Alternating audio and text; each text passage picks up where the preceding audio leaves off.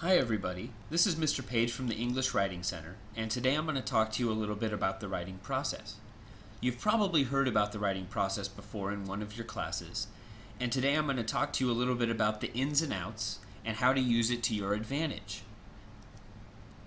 More specifically, I'm going to talk about how to get started. So, let's get started. We all know that writing is composed of many parts. Now that could be a sentence, that could be a paragraph, or that could be a multiple paragraph essay. Regardless of how long it is, you're going to have to take some words, some phrases, and some ideas to put together to create something with meaning.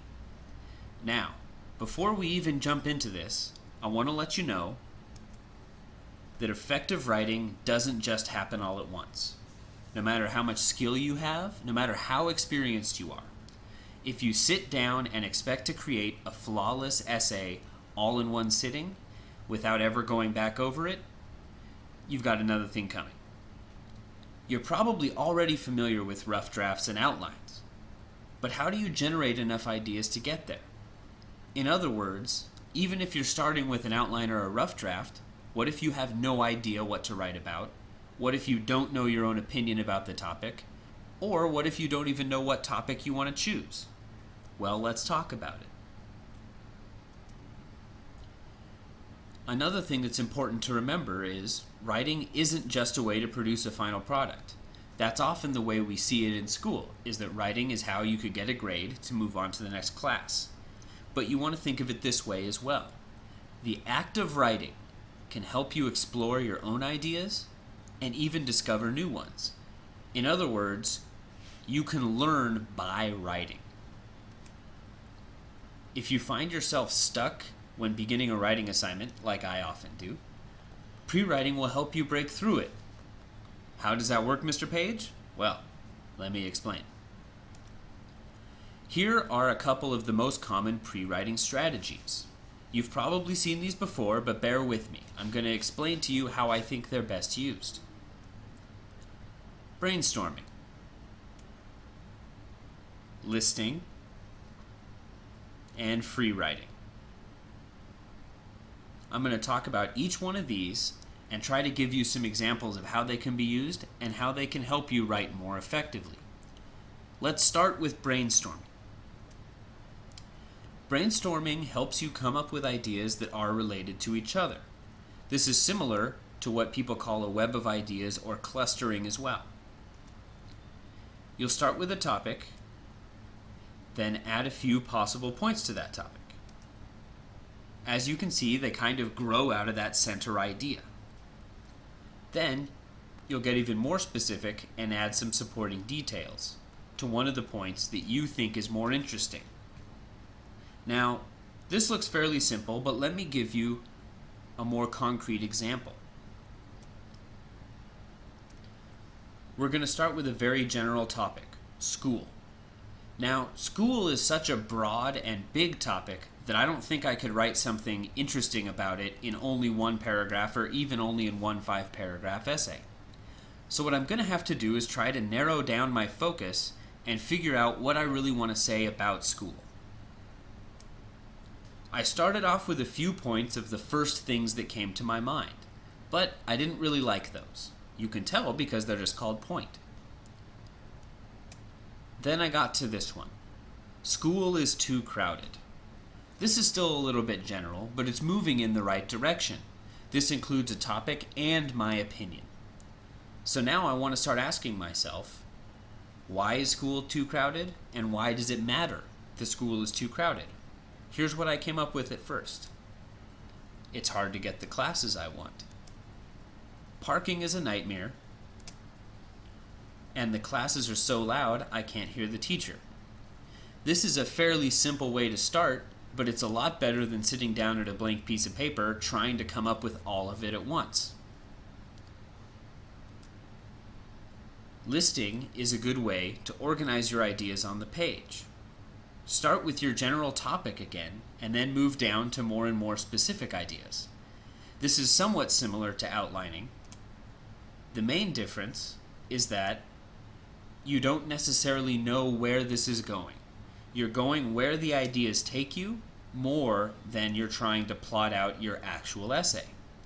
Now, what I ended up with here looks very much like a traditional outline, but I organized it that way afterwards. What I started with were just these ideas: parking is a nightmare, school, the classroom is so loud, school is too crowded, and it's hard to get the classes I want. Later on, you can go back and organize these ideas. This is especially easy if you're using a computer, because you can just drag and drop things where you want them to be. Freewriting. This is probably the most exciting type of pre-writing. Now, I know that you might be thinking, exciting, Mr. Page? I doubt that. Well, exciting in this respect. Freewriting is an exercise that can help you generate ideas, meaning it can help you get started, tap into your creativity, meaning it can yield unexpected results, and beat writer's block, meaning it helps you get going. And that's always one of the biggest things I hear students complain about, is they feel like they don't know how to start. Well, free writing is the best way to bust through that problem. To free write, you're going to set a short time limit and then begin writing. The goal is to write on the page without ever stopping. Literally never stop moving your pen or pencil, even if you're just making a couple squiggles, even if you're just writing the same word over and over again. This can also be done on a computer. If you're just going to keep typing and keep your fingers moving, even if what you're writing doesn't really mean anything yet. Let me give you an example of how fast this can work, and I'm also going to read along with it to get you used to the idea of not censoring yourself. Okay, here it goes. I won't stop writing because the teacher told us to write about school being crowded without stopping, so I won't stop. I don't know what to write about because I just started school and it doesn't seem that crowded to me. Me, this is so stupid. I can't believe I just have to write about school being crowded. If it's so crowded, then how did I get in? But anyway, I guess that if too many people use the parking lot, there might be traffic jams or people might fight over parking spots, maybe in class 2 if there aren't enough seats for everybody. I don't know what to write. School. They might run out of textbooks or food and it might be loud in the classroom. Too loud to hear the teachers. This is so boring. My hand hurts. I can't wait to stop writing. Oh, time's up.